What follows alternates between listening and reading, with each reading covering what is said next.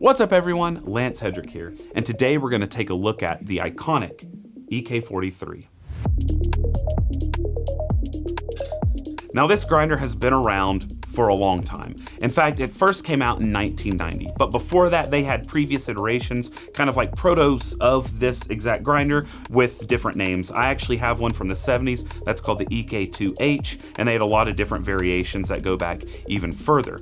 And originally it was made for kind of like a spice grinder, but over time it became more and more coffee forward. And that really began to explode in the early 2000s when Scott Rayo took an EK43 from a friend who had it in his warehouse. He put it on bar in his cafe in Montreal called Cafe Myriad and started to pull allonges on it. My initial impressions were quite positive, so I decided to buy one.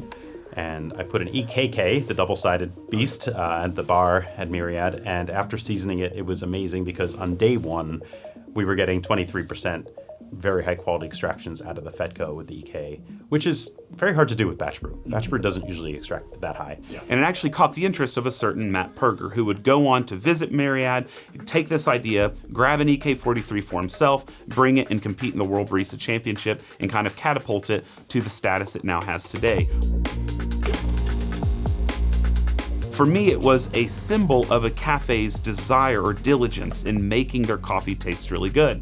So when I would go on trips, I would pull up Google Maps, look at photos of cafes, and if I saw one of these on their counter, I figured it might be pretty good. And there was this huge kind of following of people looking for this mythical god shot that they only saw an EK being able to produce. They would go searching for EK shots. You go into a cafe, and if they were serving espresso from an EK43, that's what you got. And it was this kind of otherworldly experience because it differed so greatly from everything before. Because of all this attention that they got in 2012, 2013, obviously their manufacturing had to increase quite a bit. And in 2015, it seems that they made a turn and changed the burr set inside in order to accommodate for much more units with a much more streamlined manufacturing process. These pre-2015 burrs, they were cast burrs that were more filter focused and were not really capable of producing espresso, although some definitely forced them into making espresso. But there was a lot of variations between the burr sets. Some were much more warped than others. Some grinders just weren't aligned enough in order to produce it. And so they switched to make a burr set very similar to that, almost identical when you look at it, in order to produce both espresso and filter that they released in 2015. Now the idea of this switch was to give consumers, whoever might be buying one, a more reliable experience that when their grinder showed up, they'd be able to create pressure with those burrs that were originally filter focused. They used to sit about this tall, and they still sell them that are about this tall, but this is the EK43S that they launched about 5 or 6 years ago, and it was to have, obviously, a shorter grinder. Well, this was one of 999 they produced in a series they called the Icon. A nice color scheme, a bit different of an aesthetic in order to celebrate that. And they released 999 of them. Well, you know me, I heard about it and I begged them to give me the first unit. So I have 001 out of 999. Of course, we have the hopper up here, which they've gone through many iterations over the years, and I like pretty well where they're at now. So with it, they have a spring actuated slide. Now, used to, there was one where you pulled it out and then pushed it back in. A lot of times grounds would get in there and it would clog it just so that you can't shut it all the way. Then beans would fall through and you don't want them to. That was very annoying. There was another time where they had a slide you pulled out all the way, and getting it back in was kind of a nuisance. This is a nice feature. It's spring activated. Push it when you want the beans to go through. When you let go, it stops it up. Again, this isn't really a grinder that you're going to fill up a hopper of and, kind of single dose from that. You definitely need to single dose this, or you're grinding bags of beans. So having a smaller hopper definitely makes a lot of sense. Then, of course, we have this big knob on the front. Now, this knob is also iconic in the way that it's very easy to go from really coarse all the way to really fine.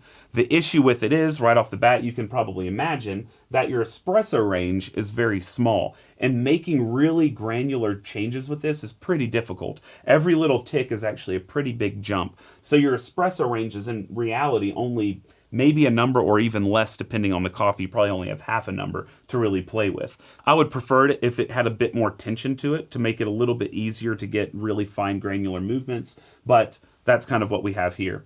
I do have another little modification from Titus, which is to replace the knob on the front, and this gives you kind of unlimited grind because this the stock dial does stop you at the end. This, you can kind of lift the pin and you can keep going, and so it gives you a little bit more range on your grinder setting if that's something that you need for cold brew or something.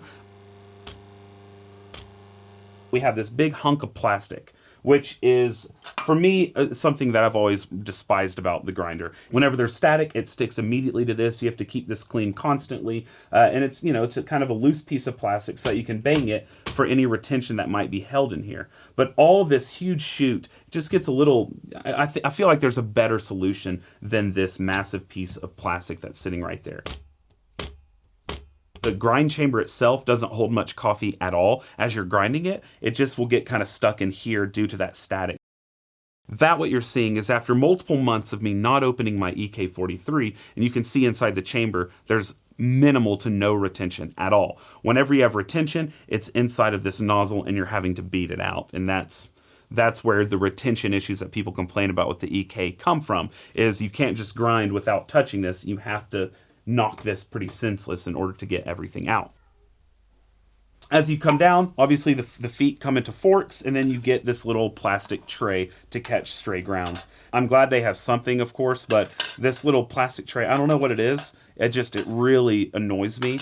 It does make it convenient if, grounds get everywhere, but in reality, you're getting grounds all over the back and on the sides here when you're grinding a lot of coffee in service. So you're going to sit there and have to brush it off anyway. I just wish there was some sort of solution outside of this that would be a little bit more preferred.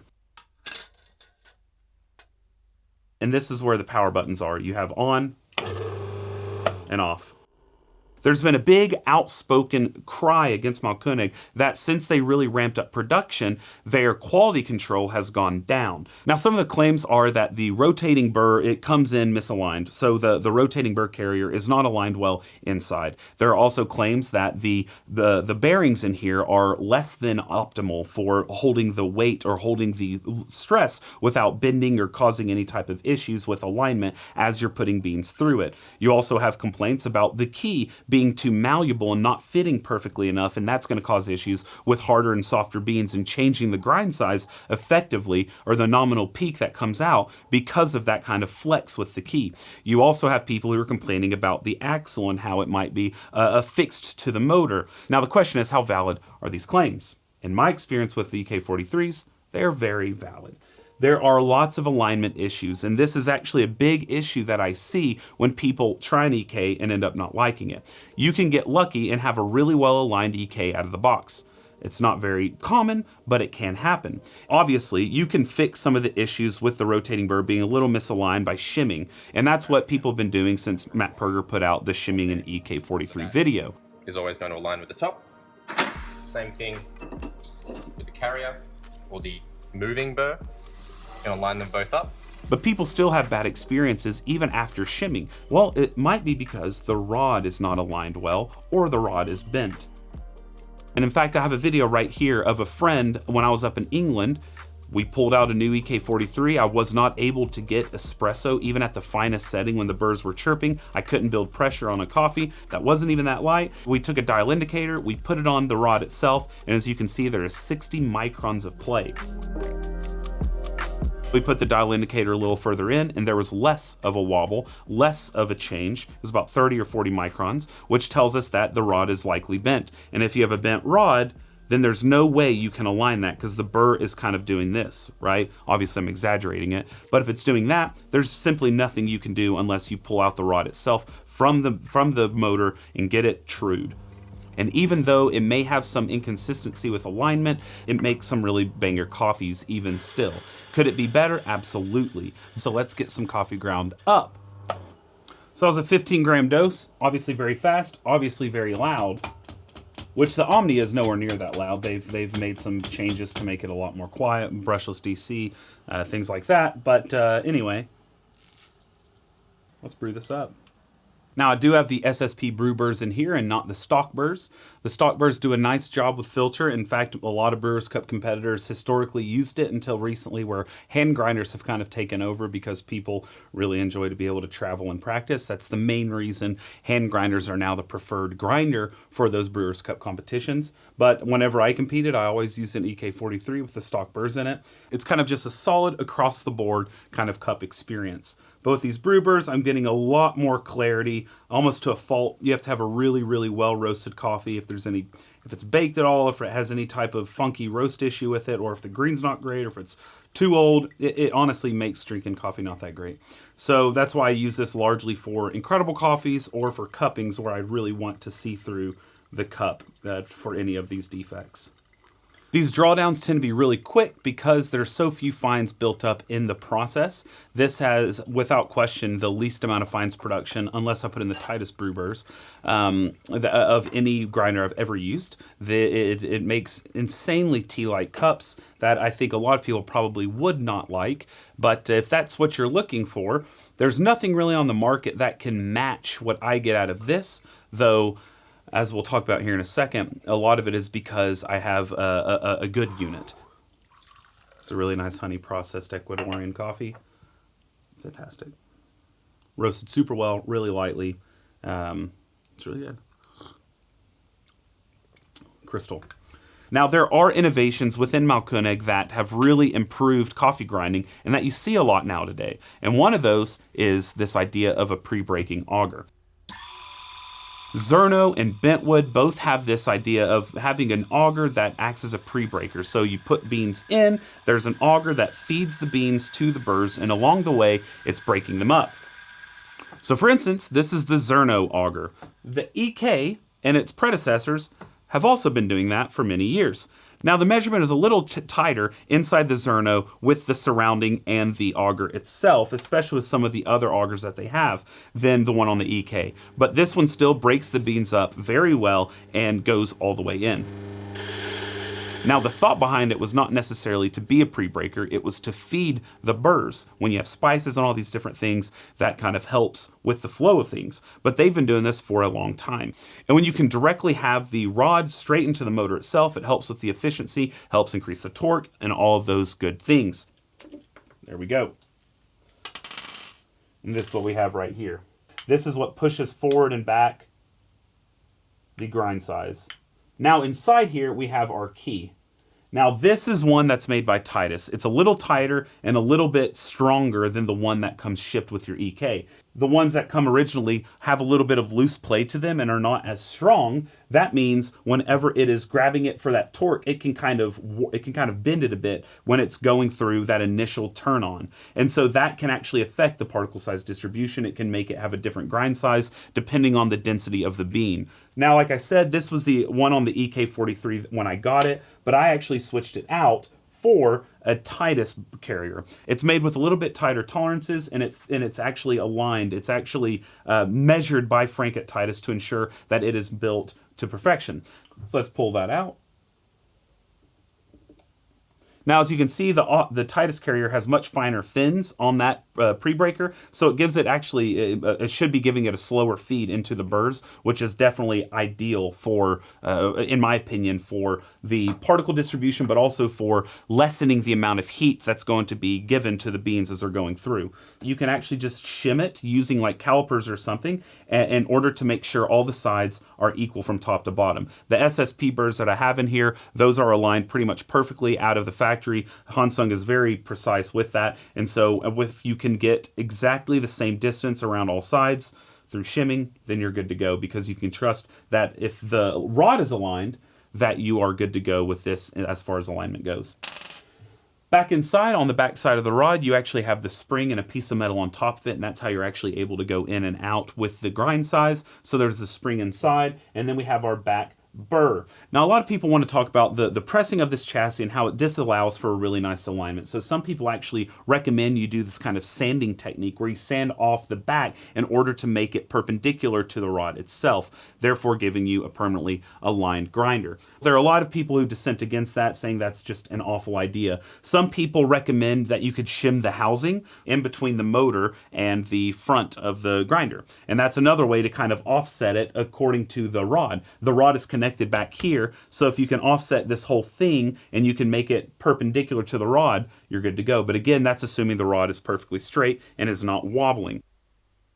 Whenever I got this in, I ordered the Titus carrier and I got the Titus alignment kit. And what this allows you to do is when you put this on its back, you can he's created this so it fits exactly inside of where the key sits, and you put a dial indicator here, you flip the EK on its back, and you go around in circles using a dial indicator to ensure of alignment on the edges of the burr. And then if there's one side that's higher than another, you take the burr out and you get a lot of metal shims.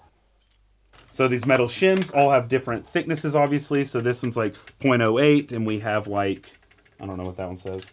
We have 0.12, etc. So you can take these metal shims and you can fix any type of variation on that back burr carrier with the shimming itself, and you keep going until you have minimal changes on your dial indicator. So I was able to get mine down to a 0.01 change, or 1 micron change. So as you see, it's very sensitive if you're unfamiliar with dial indicators. All right, so I've got a dial indicator set up on the machine with magnetic base, and essentially all I'm doing is making sure there's pressure on the tip and getting it locked in nice and tight so it doesn't move. All right, then I take my screwdriver, put it right in the center, and I just turn it. And as you can see, there is less than a micron of movement. So mine is incredibly well aligned, which I think is probably pretty rare. Not only do I have an incredibly well-aligned rod, but then I've also got my carrier plate and my Titus alignment kit that has made everything a lot more aligned on top of that. The burrs are actually fantastic. So I have a set of the burrs right here. I actually really enjoy these burrs quite a bit, and these are the typical ones you get nowadays. Obviously, I think there are things that are better at 98 millimeters, but for a stock burr, these cast, they're not tool steel, they're cast steel, they make really sweet, good brews. Now, I tend to prefer them for espresso than for filter. I think the pre-2015 burrs, which I have as well, thank you to Robert Sami. So as you can see, very little difference. The big difference is the throughput at the end, which this is not really supposed to be making espresso because it's a much more aggressive throughput. But they make absolutely incredible filters. SSP made his own rendition of the pre-2015 burrs as well. So again, here's the actual pre-2015, and there's the SSP version. Now this is from a tool steel with red coat, red speed finish. This is obviously just cast steel, so they're going to be different, especially from the perspective of their finishing. But it is an option if you're wanting something similar to that original EK43 burr geometry. Titus has a specific pair of SSP brew burrs that were made and that are predecessors to the ones that are the current SSP brew burrs. These are actually insane on clarity, but much more difficult to create espresso with, though if you have an aligned grinder, should not be that big of an issue. You'll just have to go to chirp. But these make the most clear filter coffees I've ever had in my life, even more so than the normal SSP brew burrs. They are absolutely insanity. I've got the new Lebrew burrs, which actually are very similar as well to the EK43 burrs. I've not yet got to put them in my machine, but they are very, very similar in geometry to the EK burrs. So as you can see here, there's a magnetization property about it. It's kind of wild. Okay, sorry. ADHD. The EK43 was an absolutely massive hit and is something that grew incredibly quickly. I still do recommend it to cafes. A lot of that's because there's not really anything like it still on the market that is as robust as this. You have some other flat, vertically mounted burr sets, like in the Mazda ZM and things like that, but none of them are nearly as robust and as fast and efficient as the EK43 is. It is the best grinder for filter I've ever had, but is it the king of grinders in general? Well, no. I think for the home at 98 millimeters, still, I believe that the Cafetech kind of wears the crown for that burr size. Even though there are things in this that I think does better than the Monolith, you essentially have to have a perfect unit. Lots of love for Mahlkönig and what all they've done for the industry. Lots of love to the pioneers who kind of brought this around. I know that James was an early acolyte of the EK43, Ben Kaminsky, like Matt North, and a few others who really pushed this to where it became so well known. We can't sit here and say, because this rod is misaligned right out of the bat, that's the worst thing ever. A lot of these other grinders have those massive issues as well, just a lot of people aren't actually measuring them to see how misaligned they are. We saw in my Coffeetech that it was aligned really well, and he does send videos to show that alignment. You don't really have those guarantees with other grinders, especially if they have a type of auger inside or some sort of rotating rod that kind of spins that outer burr. So I'm very much biased because of my nostalgia and sentimentality towards this, but I definitely, I feel like I was pretty fair in pointing out the obvious flaws with this.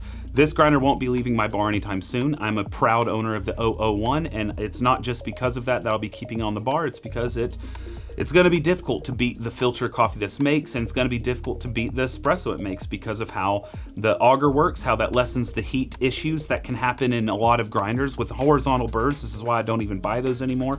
It causes way too much heat up, and with that auger feeding system, you essentially have two cutting phases with the auger and then with the burr, which really helps with a lot of those issues that are definitely noticeable on the palate, especially if you take like a Mythos and something else with a similar burr size and taste them side by side. Even if you get the dial identical, there's going to be that heat that you're going to notice, the damage on that coffee that you're going to notice from something like the Mythos that has a terrible problem with heating up ground. So anyway, I think that is more than enough for me to talk about today.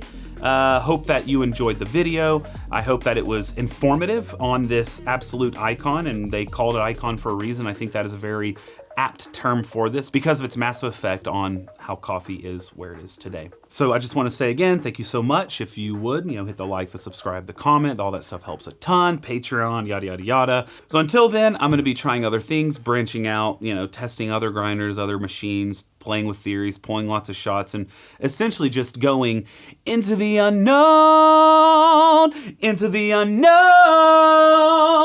into the unknown.